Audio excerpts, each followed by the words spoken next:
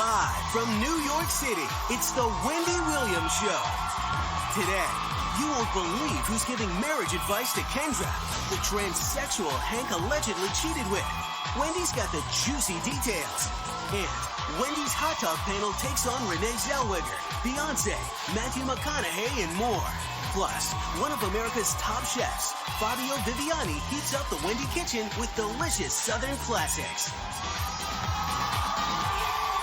Now, here's Wendy.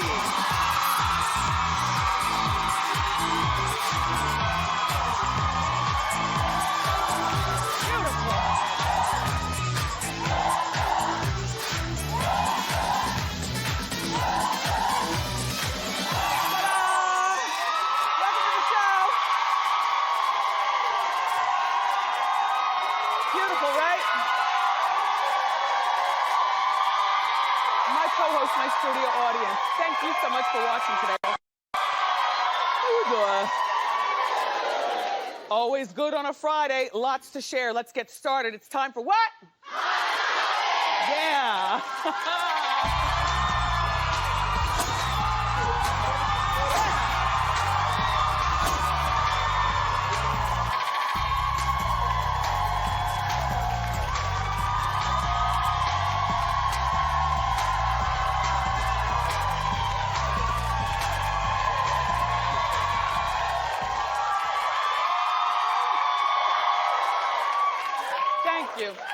So, you know, I was watching my other favorite talk show yesterday, The Chew, and I got this recipe from their website. It's called ham steak. Now, I haven't had a ham steak. First of all, I haven't had ham in ages, much less a ham steak. There it is, delicious. Look, it's got the black-eyed peas and some kale. And I've decided this is what we're gonna have for Sunday dinner.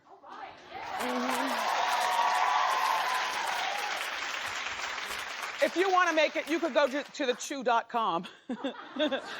I'm really excited about hosting the Soul Train Music Awards. You know, I've never hosted an award show of this magnitude before. And so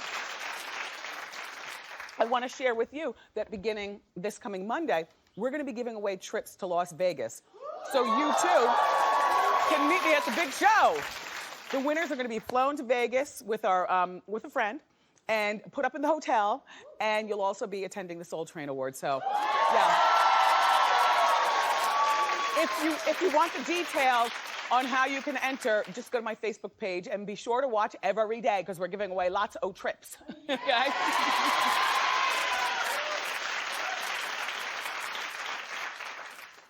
Kendra. Now that Hank's alleged transsexual mistress has written you a handwritten letter, and somehow the National Enquirer got a hold of it, Kendra, and published it, what are we gonna do now? Is it time for a divorce? Yes.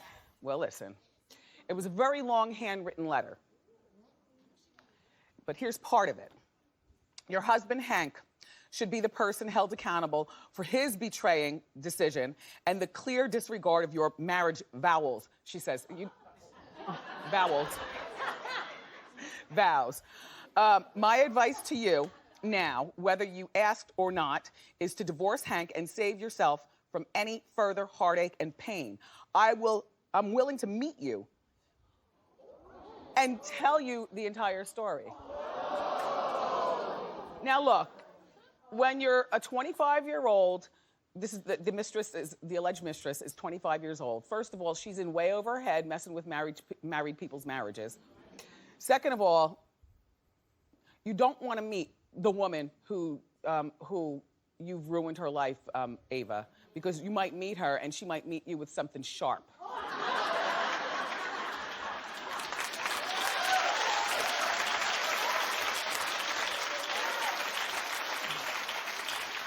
Third of all, Kendra, this embarrassing mess has gone on long enough. But I guess, you know, for the purpose of the reality cameras, you won't fully divorce him or announce that you're divorcing until after your second season of your reality show does its run. And I believe we're into our second episode already. I haven't watched it. Have you been watching? Yeah. Clap if you've been watching. A few of you. Well, what some of my producers have been telling me, because they've been watching, is that this is so believable compared to Tori and Dean, like Kendra's heartache and Kendra's torment and Kendra's wanting to forgive Hank. I haven't seen for myself. All I know is that when the mistress writes the open letter and then wants to get together with you, because the mistress now, I mean, Kendra, you can ask the mistress questions like how does it curb? You know, I mean, you know, there are questions. I mean, the mistress did pass a lie detector test. So, you know, if you believe a lie detector test, and they say like 95% correct or something like that. All right, so she passed the lie detector test. Hank failed a lie detector test. Yes, we talked about this last week. Kendra is in a fit of mess. And I will just say, you know, kids grow up from divorced households and go on to be successful all the time. That should not be, having children, Kendra, should not be the reason that you stay with Hank. Because if this is true, this thing with Ava, then Ava's got one thing that you don't have. Yeah, look.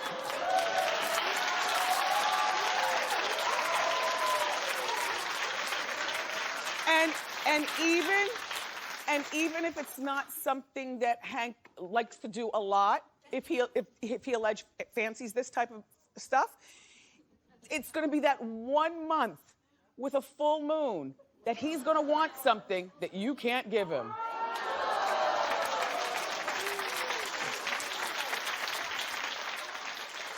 Kendra on top. Suddenly that's a funny name for the show, isn't it?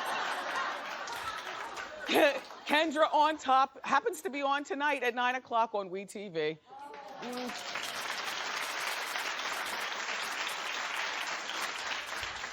Sofia Vergara's ex Nick Loeb, the Onion Crunch King, is running his mouth about why they split. Nick, would you stop? Nick talked to In Touch magazine and says that he was focused on wanting to be married and having children. Well, I'll say, oh, because usually it's the woman who wants to get married, and you know, and the man would just rather continue to date and maybe have kids without the marriage. But he wanted marriage and kids, and she, Sofia, he said, wanted to focus and take advantage of her 15 minutes of fame. That's how he put it, 15 minutes of fame. Which I didn't consider that a disrespect, you know? Nobody's famous forever, you know? And her 15 minutes, by the way, are gonna last a whole lot longer than 15 because that Modern Family show is now in syndication. I know here in New York when it comes on back to back, you know, at like 6 o'clock at night or something, I love it, you know? So, but usually it's the woman who wants to rush down the aisle. But I guess with her, she figured, well, she had Manolo, her son, when she was in her 20s, and now she's like 42 or something or another like that. She might have an egg left for a real talk, really. She might have an egg left, and you know, Nick wanted to, I guess, move on and get with a girl who wasn't so busy. And so in other words, they broke up in the name of love, which is the most dangerous way to break up. I'll tell you why. Because Joe Manganiello is her boyfriend right now. I've never pictured Joe Manganiello to look at her as a keeper or vice versa. If these two, if Nick and Sofia, remember they were engaged, ring and everything, if he left her in the name of love, that leaves the door open for him to come back into her life once her 15 minutes are up, right? Does that make sense to you?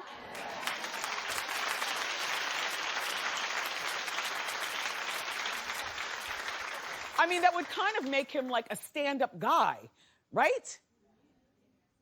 They don't agree, Nick. All I'm saying is this is a really nice looking picture of you, and I wish you well with whatever you do. But in the meantime, stop talking to the magazines and ruining it for Joe and Sofia. All right.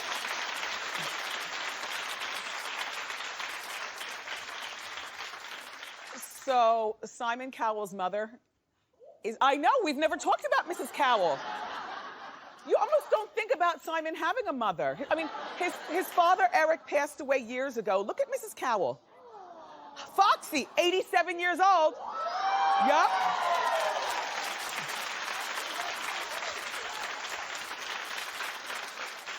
I think she looks terrific. You know, Mr. Cowell passed away many years ago. His name was Eric, and that's why Simon named his son with that woman, Eric. Anyway, his mom's name is Julie, and Julie is nagging Simon to make an honest woman of Lauren.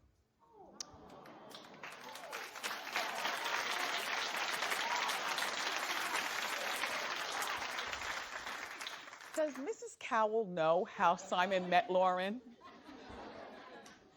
Anyway, I guess sometimes it's harder for the older generation to understand that, you know, people go on and have babies and live and love all the time. You know, marriage is not for everyone. And besides, marriage is not going to stop. There's certain people that marriage doesn't stop from being themselves regardless. And to me, Simon Cowell in my mind is one of those people. You know, if Simon wants another baby with the woman across the street, he's going to do that whether they're married or not. If Simon wants to smoke in the baby's nursery, he's gonna do that also. I mean, Simon is who Simon is, but I think it's charming that Julie really wants him to make an honest woman of a woman who cheated on her husband, allegedly in the marital bedroom, with an 8-year-old at home. That would be Lauren. Oh, Mrs. Cowell, you're so cute.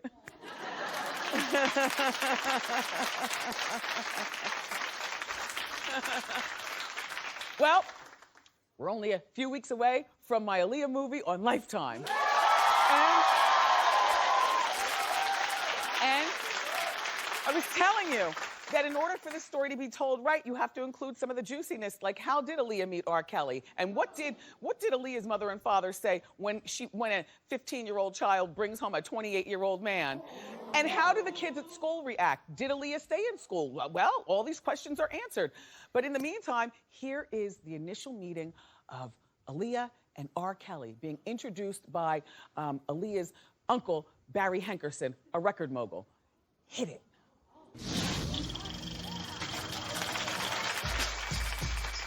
Hey, girl. Hey, how you doing? You made it. Where's your mother? She's still in the car. Rob! Rob! Hey, Rob, this is my niece, Aaliyah. Aaliyah? It's an honor to meet you. You know, Aaliyah's a huge fan of yours. When I told her that you agreed to let her sing for you, I don't mean to cut you off, B, but I'm kind of crunching time here, so, you know, we can move this along a bit. Vocal booth's in there. Look, through that door. Some headphones on the stand for you. Okay. Right.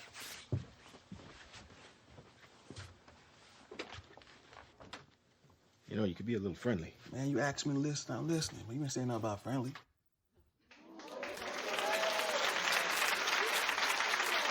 So, Aaliyah, the Princess of R&B, airs on November 15th at 8 o'clock on Lifetime. And then the actress who plays Aaliyah, Alexandra Shipp, and the gentleman who plays R. Kelly, Clay Bennett, they will both be here in a few weeks at our show. Yeah. So, the way the story goes, Jason Derulo texts Jordin Sparks that it's over. I know. And so now that the split is on, she's decided to change up her look a bit. Well, she's pierced her septum. They say that that's one of the most painful piercings ever. From what I understand, like, she went in to get it done, and then she started to leave. And then she sat back down. And then the guy, like, missed the spot, and then they had to do it again. I guess she wants to have a more edgy look or something like that. So she took off the purity ring and put it in her nose.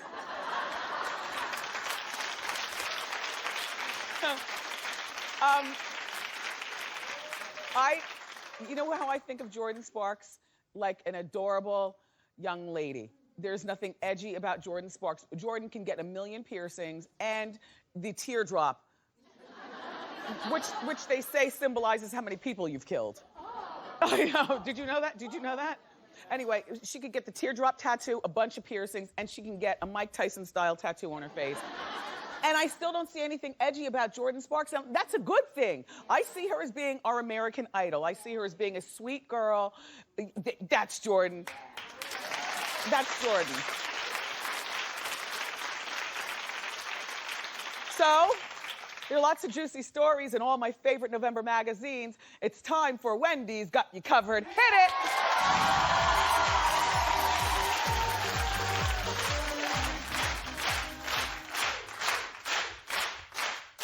Really? Inside the Esquire magazine, because we read them all here, Taylor Swift opens up about the downside of being famous, and here's what she said. She says, I fought the idea of having security for a very long time because I really value normalcy. I like to be able to take a drive by myself. Haven't done that in 6 years because just the sheer number of men we have in a file who have showed up at my house, showed up at my mother's house or my mom's house, threatened to either kill me, kidnap me, or marry me. That is not funny. That is very, you know what, most people don't talk about this because in my opinion, when celebrities talk about stuff like this, it actually invites more people to jump on the bandwagon. Kind of like all these people who all of a sudden jumping over the White House fence. You know, now that we, the public, know that, people are gonna try to be jumping the fence all the time. She does a pretty good job of having those people at bay though, because I'll tell you, she's photographed around New York a lot and they must walk, I mean, they're up on her right here, but they must walk a few feet behind her. And like when she goes to drive the car, she says that there always has to be a car following her with the security inside. That's really no way to live. You know, it's different being a pop star. I think you have a different kind of crazy following you than it is maybe like being Meryl Streep. Like I picture Meryl Streep going grocery shopping. I see Diana Ross in the magazines in the grocery store all the time. She wears the same thing I do to the grocery store. Leggings, Uggs, sunglasses, wild wig. And she walks around and she does stuff. I would never want to be that famous though, you know, where you always have to be, constantly have somebody with you. You can never do anything like binge eat. Look, with your hazard lights on in the parking lot of Taco Bell.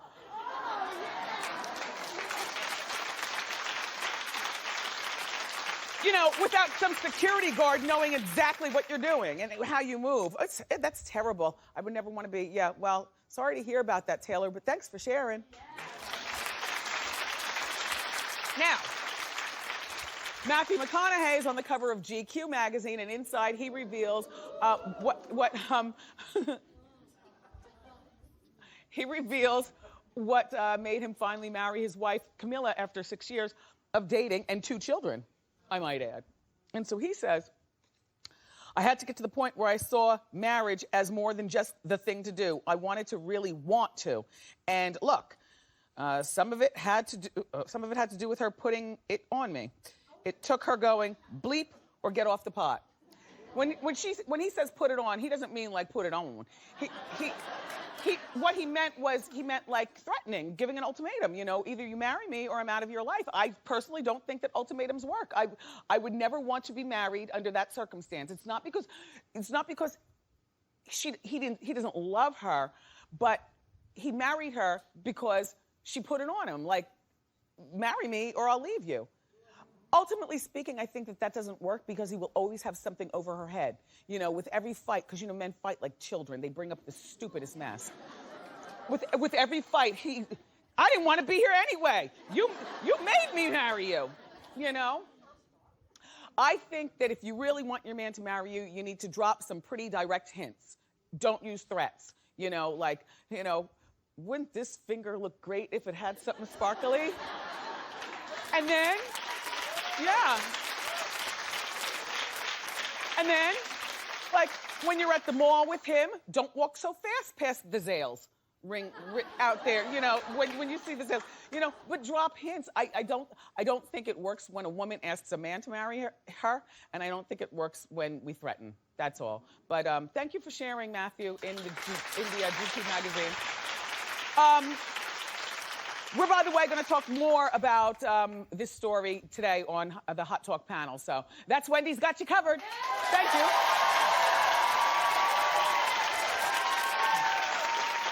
I wanted to remind you that I am hosting. How are you laughing? It's a comedy show over in Jersey at NJ Pack, November 15th. I am going to be I'm going to be one of the funny people on stage that night. I am sharing the light with Lunel and Jonathan Martin and Pat Brown and Hadia Robinson and Mimi Simpson. It's going to be a night filled with laughter, great music. DJ Antoine Qua will be there. My DJ Boof will be there. And this is all, like I said, in Newark, New Jersey at NJ Pax. So come on, homies, stromies. Go to wendyshow.com and find out how to get your tickets, okay? Thank you. Keep clapping. We've got more great show for you, everybody. Celebrity chef Fabio Viviani is here. He's going to join me in the Wendy kitchen to cook up a scrumptious meal. But up next, our Hot Talk panel is here to break down the week's biggest stories, so don't miss it.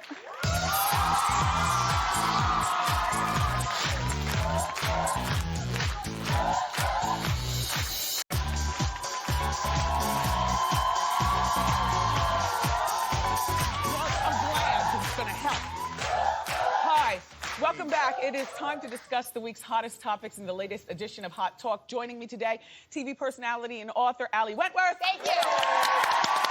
Plus, you can check her out on Tuesday on ABC's The Great Halloween Fright Night. Say hello to Sabrina Soto. And entertainment reporter and host of a podcast called Wired In with Segun. Say hello to Segun. What's up, everybody? Okay. I like your watch, by the way. I gave it to him. Okay, now let's get started. All right, Renee Zellweger, we talked about this yesterday on Hot Topics. Her face is stirring controversy. There's a big debate as to whether she's had plastic surgery or not. She is denying it. I'm not buying it. Frances... Is she actually denying it? She said, I have not had plastic surgery. Well, here's what she said, and then I'll tell you what Can you do it? She was happy. She's happy. People don't know me in my 40s. She's in her 40s. Perhaps I look different. Who doesn't as they get older? But I am different. I am happy. There's an actress by the name of Frances McDormand. And Frances is disgusted with all the plastic surgery going on these days. She says, she has a point too. Here's what she says. Look who's talking. Everybody dresses like a teenager. Everybody's concerned about a smooth face. I have not mutated myself in any way. My husband literally has to stop me from saying something to people who've had work done. I'm so full of fear and rage about what they've done. If she came up to me, honey, what? Yeah. First of all, she should be on Hot Topics. I'd like to have her at this table. Yeah. Well, this is what I have to say about Renee Zellweger. I think she looks great. I think she looks different, but I think she looks great. I also think... In my opinion, like, I had my eyes done a few years ago, and I went online. I couldn't find anything about it. I went to, celebrity friends and said, who did your eyes, who did, and they all went like, I haven't had anything done. But and I was like, what do you mean you have nothing done? But this is my point. Were they insulted? They were insulted and yet titillated. But my feeling is, when I look at magazines or I see these celebrities and they say, oh, I just drink a lot of water and hike. Baloney. I'm like, don't do that to me, because I look at these magazines and I feel so disgusting and fat and gross and inadequate. Just tell the truth. But as a man, as the only man at the table, the first person that I have issue with is Frances McDormand. First of all, she's married to Joel Cohen, one half of the Cohen brothers. So she never faced the same type of pressure that women in Hollywood do. She's married to a director. She won her Oscar in the movie that he wrote and directed. So she shouldn't be victim shaming. She shouldn't be victim shaming. She has no She's pressure a character because actress. she doesn't play sexy roles. Yeah, she's never been the ingenue, never been the starlet. Right. And if Renee Zellweger says she looks good and feels good, who is Frances McDormand to rain on that parade? Shame on her, Frances. Agreed. Love yourself first. It's women attacking women with plastic surgery. Because as a man, I don't care what you did to your eyes. But you do care what we do to our butts. Thank you. No. I care if you have one. I care if you have one, Wendy. I don't care what you did to it. I don't. I think if Renee got some work done, I mean, I think she absolutely did. She says she's happy. She's happy and she got some work done, I think. But it's nobody's business. Yes, I think it's up God to bless her everybody, whatever you want done. bless But her I think for you it. should own it. If you get something done, don't pretend that you don't. Like, No, you're That's right. right. But That's Hollywood right. actresses face pressure that people can't even realize. First of all, they don't get the role if they're pretty. Then they only get taken seriously if they're pretty and ugly themselves up. Excuse me. Charlize Theron in Monster. Segun, Charlize Theron in Monster had to look bad to get an Oscar. Halle Berry in Monsters Ball. They don't take you seriously if you're pretty. You have to ugly yourself up, but you don't get the job if you're pretty. Wait a minute. I'm in Hollywood, so I'm just telling you flat out that you, as an actress, you don't get Hollywood. it. But I act. I'm Right in now, New I'm York. working on a movie right now. I act too. I'm just telling. I'm a sex symbol. Here's what I think. I also think that I think that she has a point that we are all running around wanting a smooth face and to dress like a teenager. And I say, so what also, Thank you. Woman. Francis, you know what pisses me off though more than lying about plastic surgery? Tell me. People who lie about their age. Yeah, Like that these women and some men. Well, who I'm are in my stuck- mid-20s, so I'm not quite sure. Well, you know what? That bothers me more than whether or not you're lying about your face work or you're lying. But it is kind What of about the your same weight? thing. Well, I mean, Oh, honey, everybody takes 10 pounds off. Oh, I do. I mean, the weight thing is not that big of a deal, but I think the age thing, I because agree. age gives you a point of reference. Gee, she looks good for 48. Wait, what do you mean she's 38? Right. Oh my God, then she looks horrible. Yeah. You know what I mean? Yeah. But I still think it's too much. I think it's too often women. I think it's too often women going after women. Men don't care about how old a woman is or any of that. We don't work. That You is are such a so out of lie. touch. That is Are you such a serious? lie. Nobody will sleep with me. Okay, but I mean, listen. You're married, don't forget. And we're on daytime because I had some choice words. I was going to phrase it a little differently. but- Okay, let's move along and talk about Annie Lennox. Now, Annie Lennox thinks that Beyonce referring to herself as a feminist is absolutely ridiculous. And here's what Annie says. I would call that feminist light. It's not liberating, it's not empowering, it's a sexual thing you're doing on stage. I think that this overt sexuality thrusts at particular audiences, often a very, very young audience, like 7-year-olds. It's troubling. Annie Lennox is out of her mind. And hold on, and I'll tell you why. If you're a 7-year-old listening to Beyonce's music, shame on you as a parent. Single ladies, independent woman, it's not. Beyonce is an adult making music for adults. But she's trying to empower. No, but he likes Once to raise again, other I people. don't have kids, Wait a but I tell second. parents how best to raise them, and I do a great job. Because a 7-year-old shouldn't be listening to diva. A parent should Maybe be not monitoring diva, it. but why Hold not on. independent But women? Beyonce little will- girls Beyonce- are in stores and in places, and they hear the music That's everywhere. on you as a parent. That's on you as a parent. Beyonce is an adult, married to her husband Okay. with a kid. You're losing She's track. a woman. Let me say one thing. She's There's a shame on difference you, Annie. between feminism and empowerment. Feminism, Betty Friedan, Google it, was not twerking.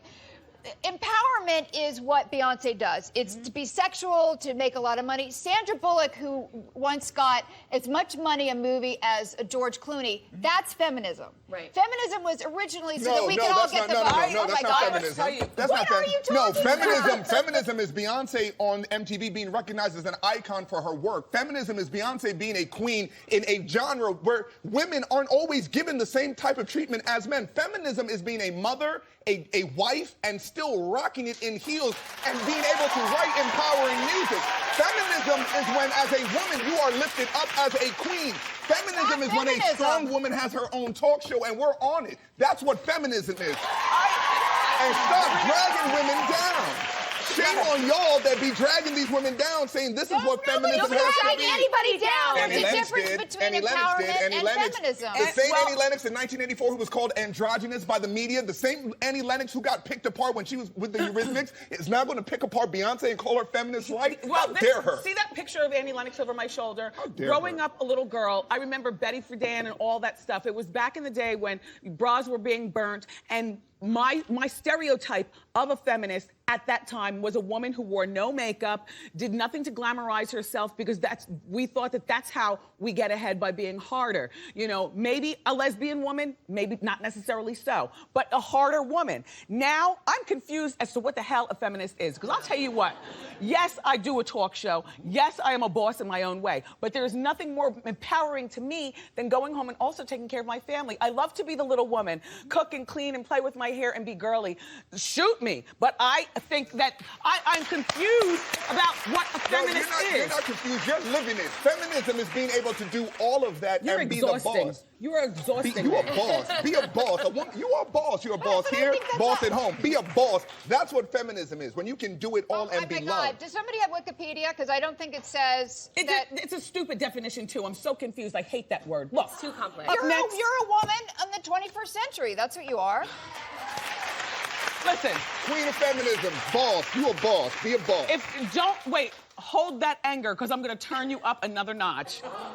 We have a shocking, horrifying video of little girls using very bad words and thinking that they're doing some. Hot Talk continues next.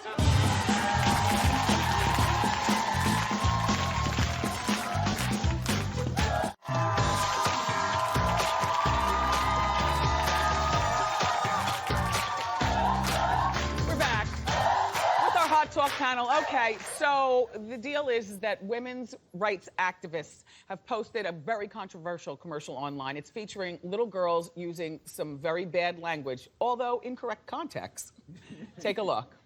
What is more offensive? A little girl saying or the unequal and sexist way. Society treats girls and women. It's our future. So listen up, grown-ups. Here's some words more up than the word pay inequality. Women are paid 23% less than men for the exact same work. Yeah, children. Yeah, child. Sabrina? Listen, I curse like a damn sailor, and I'm offended by that. But what's more sad is that they had to go to that level for people to hear the message, but I feel like the message is lost. Right, because people are going to be so offended by this, they're going to turn it off and not listen. And you don't need to say the F word. And what I found even more disturbing was that later on in the video, the girls talk about rape. And these girls don't even know what rape is. It's a penis. No, listen, I love the They said, video. what do I need, a penis in order to get a raise or something like that? Love the Do they video. know what a penis is? Love the video. Love the video. You know Why? why? I'll tell you Crazy? why. Why I'll tell you why. crazy? I'll tell you why. Because you're crushing the messenger and missing the message. That will get people to watch. And the truth of the matter is, what they're saying is accurate. No, women it's are not. treated bad, and they're But treated you bad cannot younger dress children and up younger. as Let me tell you why. princesses Let me and tell you have why you messengers. can. Because we're talking about it. We're talking about it. Let me put it. We're talking about it in a negative way. Hold on a second. So we talk about You as women know the statistics that women constantly are treated inferior in the workplace, that they get paid less. The Hold three on, of us and know women. that. Why are you and yelling hold on. at Sabrina? No, I'm not. I'm talking. No, and You I'm are saying, so and women, especially little girls younger and younger, are victim of molestation and horrible we things. know. The There's more three that of us here. So the more that they're educated, the more that we use the language that they hear on the I can't even playground, pay the attention better. to the message with all the cursing. They're not understanding. The message makes you watch it. Yes. The message makes you watch it. No, I don't think that's true, and I don't think they understand what they're saying. Bad You message. don't think girls that young use that type of language on the playgrounds or hear that language? I have children. Then you know what? Enough context. And you know what? Then your heads are buried in the sand. You want to know what? If they do use it like we used to, we didn't use it in polite company. we I just did want to not. take a poll from my co-host. Clap if you think that was a great video. That's enough. And you know, it was all men. It was all men that did it, because it was me. Let's move along to our next story, because somebody's losing their job if I have my say about it.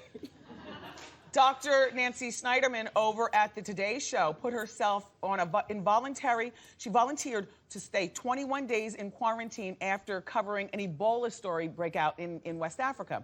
Then she broke her own quarantine and went to the local restaurant to pick up some soup. People are outraged and say that she should lose her job.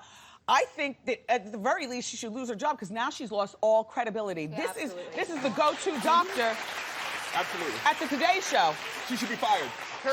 She should be fired. You're a doctor. You don't have hot water and some salt and some broth. Why can't you get it gotta go out to delivered? soup? She doesn't have seamless. You know what I'm You saying? can't get the soup delivered. It was a self-imposed quarantine, you Right, know? right. The opposite is like a Dr. Bessler on GMA with George Stephanopoulos on ABC.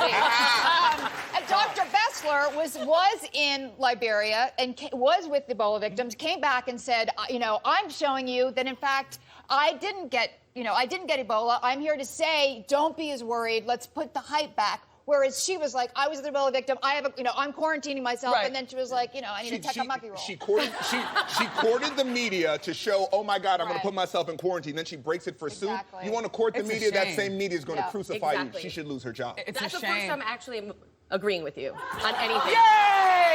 Let's all kiss and make out. I mean, it's just, you know what? I preach the gospel. We just go to different churches. Yeah, that's right. Segun, thank you so much for being here. Allie, always a joy to see you. my Sabrina, pleasure. love. For more information about my feisty panelists, go to wendyshow.com. Up next, Fabio Viviani is here to cook up some deliciousness for us.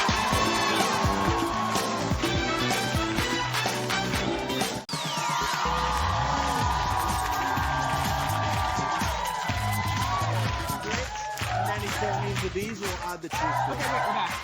Okay, look, our next guest was named the fan favorite on Top Chef. He's got a book. It's brand new. It's called Fabio's American Home Kitchen. Please welcome back to our show, Fabio Viviani. Yay! Thank you so much. Thank you guys for having me. Yes. Now, last time you were here, we made some delicious meatballs. Now, this time we're making something more American and Southern. What do you know about this, born in Italy? So here's the deal. The accent is still there. The citizenship still Italian. But this is my 10th anniversary, 10 year in America. So I had to bring it home, you know? Yes. So now we're making one of my favorites. Don't you love shrimp and grits? I love shrimp and grits. And we make them very, very easy and very, very tasty with the addition of few ingredients. Let me show you what we do here. Okay. We got some shrimp, and we have to kind of coat these in flour a little bit. Okay. Just give it a swirl in flour. That wasn't a lot of flour. Yeah, That's just a little bit, and cook them. And that's a little tiny bit of oil. No, that's not oil. What is that's that? bacon fat. Yes, and you know why? And you know why? Because somebody's gotta eat it. It's just very flavorful. Yes. Now, is this the kind of food you make in your restaurants? I know you have several restaurants around the country. We have a bunch of them. Actually, we are about to open our new location in South Beach, Sienna Tavern. Oh. And you know what we try to do? I'm gonna add some mushrooms to it. Now that's a twist. That's a twist. Okay. Mushrooms are very Italian, but they're also known in American for being very earthy and add a lot of flavor to dishes. Now, what we do in our restaurant, we do Italian food, but we influence with American culture and American ingredient. So it's not always Italian. I got you. By the way, still the best meatballs, the 3 meats. There you have it. Yes, That's veal, pork, and beef. Veal, pork, and beef. Yes, very good. That's a green onion. Oh, okay, green onions. Green onion, and then we have the 2 final touch before we move to the what's that? polenta. This is some chipotle sauce. We like that. Hot and smoky, and a touch of lime juice. Very nice. Now, once this is cooked, it won't take much. Now, as you know, grits and polenta, they go hand in hand. Yes. It's ground corn. So we have a cream base with a touch of broth. We're gonna add some Spanish chorizo to it. Now, you took the skin off the chorizo, because Yes. normally chorizo skin It's is a tough. sausage, right? It's tough, though. It's a casing, so Yes. you want to take it off, and then to that we're gonna add some cornmeal, Cornmeal? polenta or grits, okay. whatever you prefer. You know, it's about how fine is grained, and you can. But we can use grits. Yeah, grits and polenta is really the same things. It's corn, it's ground corn, so that's a good thing. And it's it's the same. Good food is good food. Doesn't have a flag, right? Okay, okay. So Well, here's, only because I know how to make the instant grits, and so that's, but that's it. See. you know. Look, instant or late grits, still grits. No, it has a yellow color to it. Oh, you Here's put what we cheese. do. We're gonna add a little of America, some cheddar cheese, and little of Italia, some Grana Padano here. What is that? Grana Padano is a very good, mild Italian cheese, Okay. and is the cheese of choice to sprinkle on top of pasta. Oh for my God, risotto. it's very delicious, the Grana Padano. Yes, say with me, Grana Grana Padano. Padano. High That's five. good. Love it. All right. So that's the final dish. And then what we do for the amusement of your palate, we scoop the shrimp, the mushroom, and the chorizo on top. Okay. I'll be the judge of this. Please do. I'll be the judge of this. It's a good dish. Very American and has a twist. What else doing? What's this? So this is a pear tart. It's, America is famous for pies, apple pies, pear pies. Italy is not very famous in dessert. So what we did to add the twist, we cooked the pear in red wine, and then we sliced them whole, Chianti wine from Italy, and then we sliced them whole, and then we serve them with a little wine glaze and a little whipped cream. It's a really nice presentation. It's a beautiful dessert. I'll be the judge of that. It's crossing finger. Good. It is good, isn't it?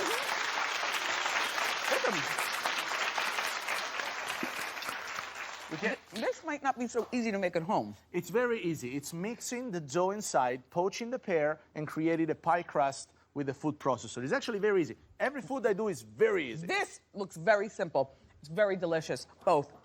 For more information on these recipes, go to wendyshow.com. Fabio, thank you so much for being here. Thank you so much. Thank you, His new guys. book Thank is you. called Fabio's American Home Kitchen. It's available in bookstores right now. Studio audience, you're all going home with your copy. Ask Wendy is next. Excellent.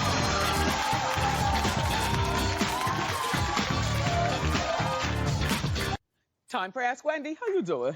Hi, Wendy. My name is Renee. Why are we screaming? Oh, they told me to make it big. Oh. Okay. Go ahead. Go ahead. How you doing? How you doing? Okay. My husband and I have been married for about 25 years. And there's a young girl in church. How young? Uh-huh. Keeps flirting with him. Should I put my hands on her? Renee. Or am I being insecure? No, you're not being insecure. We know when women are clearly flirting with our men, and ladies, we do know that. I say don't say anything to her, though, because first of all, you don't want to give a young girl the satisfaction of thinking that she's ruffling your feathers, number one. Okay. Number two, you also don't want to move closer to your husband and all of a sudden grab him like, you know, like you're insecure. Yeah. But I'll tell you what you did. Okay. Say you're my man. Okay. And you're the girl staring at him or flirting with him or whatever. I give you one of these. Okay, got it. All right, really, yes. See? Yup, there you go. See? There's a lot that you can say without saying a word, and the smart person knows how to do that. You know what I'm saying. We'll be right back, everybody, with Celebrity Said What next.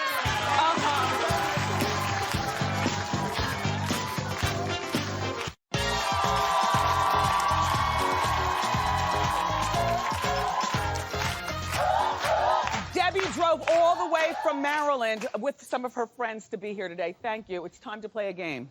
How you doing? How you doing? It's called Celebrity Said What. All right, which celebrity said this? Don't scream the answer. My workout motto is really simple. No pain, no cake. Was it Gwyneth Paltrow, Sofia Vergara, or Jennifer Hudson? I don't think it was Gwyneth. Jennifer Hudson. Wrong! Sofia Vergara, it's okay. Everybody's a winner here. We're sending you to the Palm Steakhouse here in New York City, okay? You should probably go after the show. Enjoy your meal. We'll be right back. Thank you.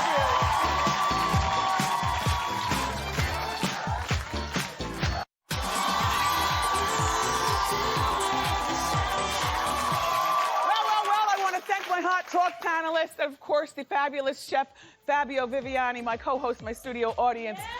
You make all this happen, so thank you so much for being here. On Monday, get ready for a full hour of juicy hot topics, plus real-life hot topic. Gina Neely's going to be in the Wendy kitchen. That's on Monday. I love you for watching today. Have a wonderful weekend. I'll see you next time on Wendy. Bye.